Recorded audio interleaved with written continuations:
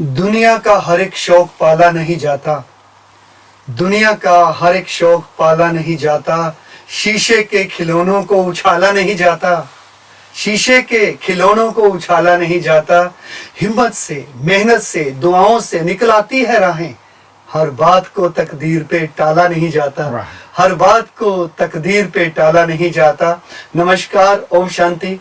आप सभी दर्शकों का हमारा प्रोग्राम कवि और उसकी कृति में आपका हार्दिक स्वागत है, अभिनंदन है।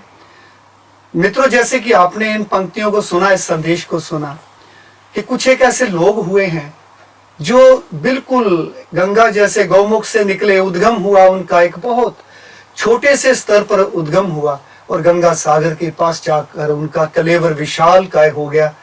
उनमें से एक हमारे पास कविराज पधारे हैं। मेरी मुराद है हमारे जनाब राजेंद्र व्यास कविराज। उनका परिचय किसी सिफत या किसी महिमा के मोहताज नहीं है, क्योंकि वो अपने आप में ही सब कुछ है। कहते कि पेड़ की जितनी ऊंचाई होती है उतनी उतनी उसकी गहराई होती है।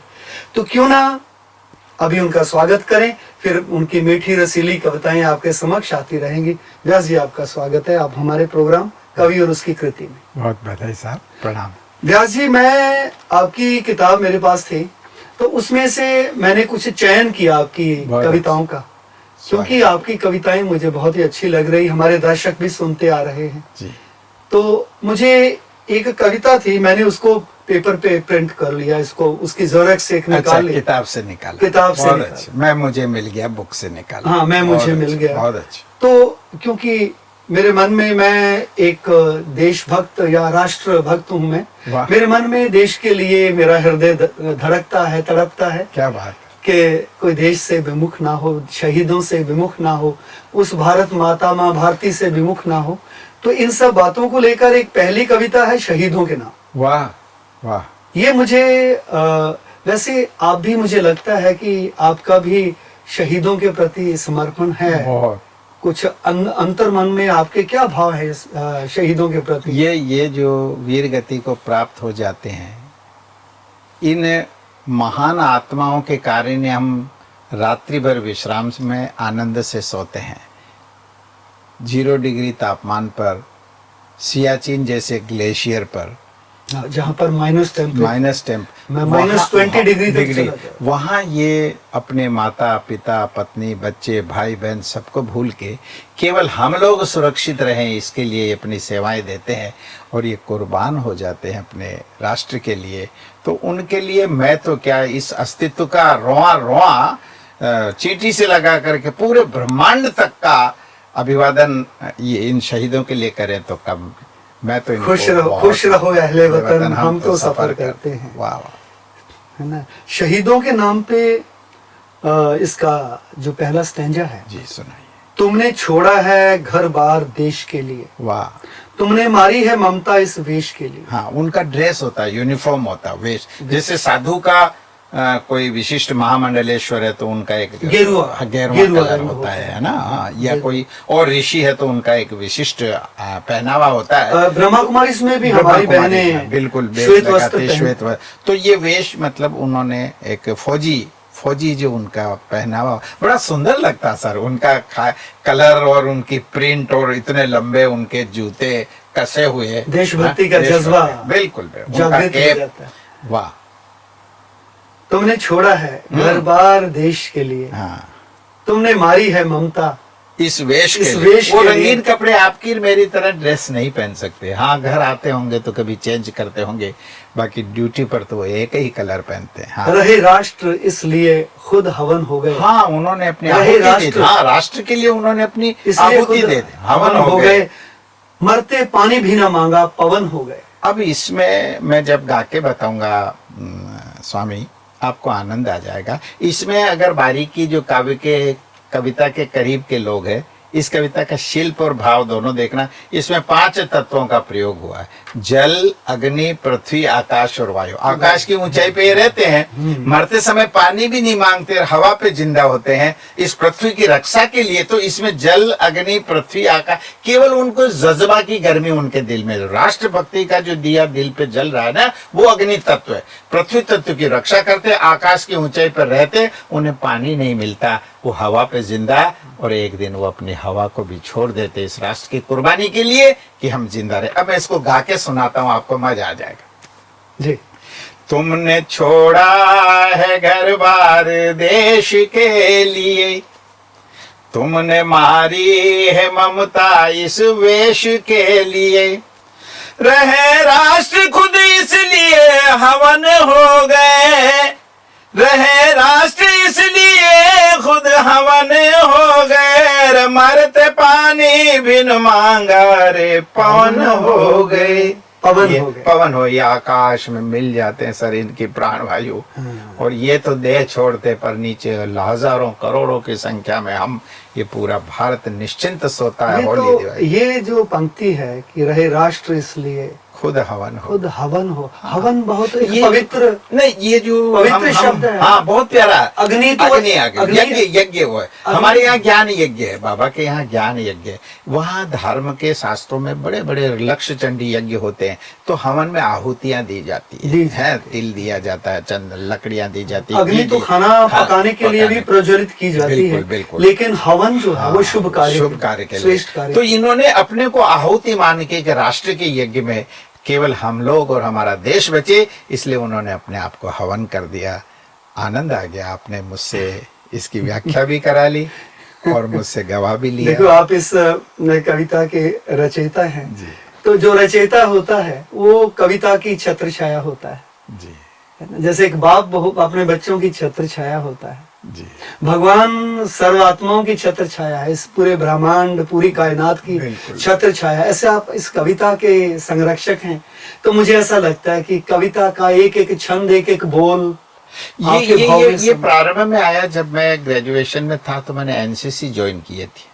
अच्छा जी। तो शुरू में हायर सेकेंडरी तक तो मैं स्काउट रहा सर, स्काउट रहा था। तो अच्छा। उसका स्कार्फ, वो बक्कल, उनका ड्रेस है, वो मैं पिरामिड बनता था तो छोटा था, तो 7वें 8वें वो बच्चों का जो पिरामिड, उसमें सबसे ऊपर जाके मैं सैल्यूट करता था।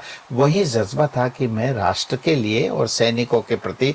उसके बाद ये दूसरा रूप आया एनसीसी का, वो फुग्गा होता था, कैप होती थी, जूते होते थे, रूट मार्च करते थे, पीछे बोतलबंदी, आगे लाइट लैंप लगा रहता था, रात को सिक्योरिटी पे तो वो मुझे महसूस होता है कि मैं एक सैनिक हूँ।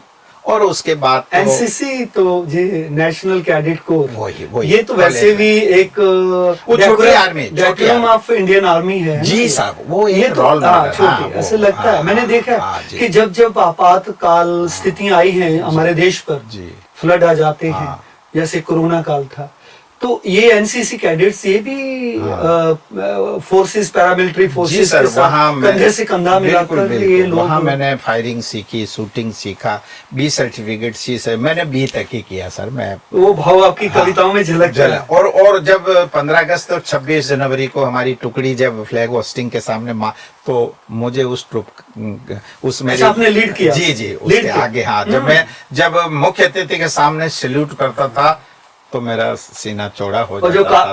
जो कॉशन होता है वो जी साहब, बिल्कुल था। वो तो शेर की दहाड़ होती है जैसे। हाँ, हमारी एक विनोद की बात आपको मैं बताऊं। एक नाहर सिंह जी मेरे सूबेदार साहब थे, तो वो मैं इसमें डिसिप्लिन सिखाते थे, तो बड़े विनोदी स्वभाव के थे। तो मैंने उन्होंने मुझे पूछा, जानते हो बच्चों कि अनुशासन किसको कहते हैं? तो हम तो बच्चे थे, गांव से आए, लेकिन उन्होंने अनुशासन की डेफिनेशन इतनी बढ़िया दी है।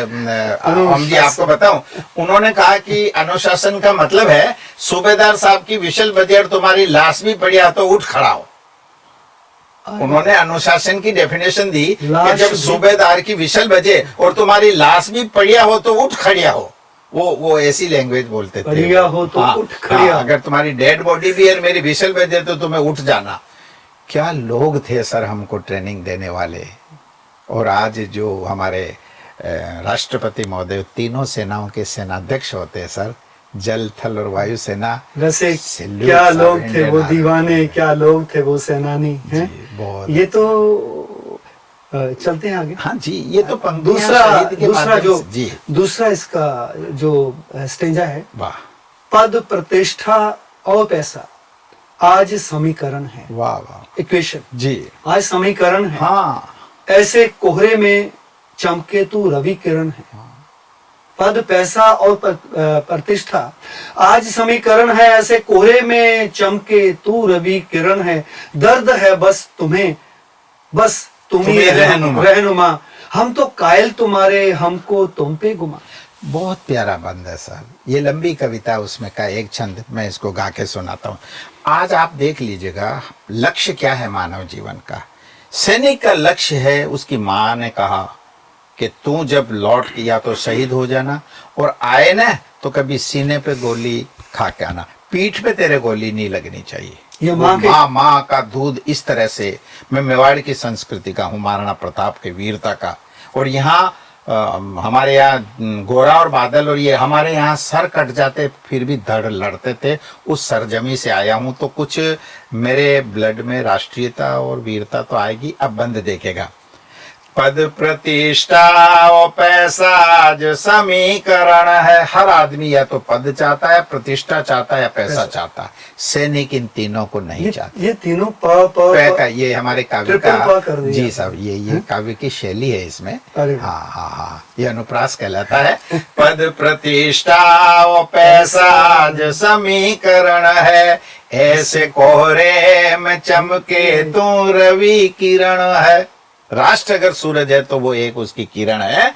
और इस कोहरे में, क्योंकि इस अंधेरे में किसी को कुछ नहीं दिख रहा, या तो पद पे आना चाहता है या प्रतिष्ठा चाहता है, उसमें मेरा सैनिक अलग से आया और रवि किरण बन गया, कोहरा छाट रहा। नाम मानसा जी, पद प्रतिष्ठा और पैसा जो समीकरण है। ऐसे कोहरे में चमके तू रवि किरण है। अब कविता देखेगा। दर्द है बस तुम्हें, हमें तो दर्द नहीं, हम तो राष्ट्र में आनंद कर रहे हैं सर। सुबह खा रहे पी रहे सो रहे हैं, कोई बहुत बड़ा कंट्रीब्यूशन हमारा नहीं है। दर्द है बस तुम्हें, बस तुम ही रहनुमा। हमारी रक्षा करने वाले भी तुम ही हो। राजनेता भी हमारी रक्षा नहीं कर रहा सर। कोई दर्द है बस, हाँ, दर्द है बस तुम्हें, बस तुम ही रहनुमा। हम तो कायल तुम्हारे, हमको तुम पे घुमा। प्राउड है, हमें फक्र है कि हमारी रक्षा करने वाला वो सैनिक। एक बार फिर इस लाइन को, हम तो पद प्रतिष्ठा और पैसा जो समीकरण है। ऐसे कोहरे में चमके तू रवि किरण है। दर्द है बस तुम्हें, बस तुम ही रहनुमा। हम तो कायल तुम्हारे, हमको तुम पे घुमा। बस मुझे तो केवल ये नाज है, या तो मैं भारत में पैदा हुआ हूं सर, या मेरा हीरो ईश्वर को मैंने देखा कि नहीं, पर मैंने भारतीय सैनिक को देखा है जिनकी वजह से हम जिंदा हैं। वो कहते हैं देश भक्तों का सदा सम्मान होना चाहिए। वाह, भारत माँ का दिल से गुणगान होना चाहिए। क्या बात है। मेरा भारत अति शीघ्र विश्व गुरु बन जाए। हर शख्स के दिल में ये अरमान होना चाहिए। हर शख्स के दिल में ये अरमान होना चाहिए। देशभक्तों का सम्मान तो आप कर ही रहे। मुझे तो आप एक बहुत बड़े कर्नल, मुझे नहीं लग रहा साधारण सी शर्ट पे, मैं तो समझाऊं ऐसे ये स्टार लगे हुए, आप पर यहाँ बैजेज लगे हुए, मुझे तो आप एक बहुत बड़ी, चाहे जल वायु और व्यास जी इस संघ का रंग है। मैं भी फौजी लग रहे हो आप। मुझे भी आपके साथ रह के वो रंग चढ़ गया।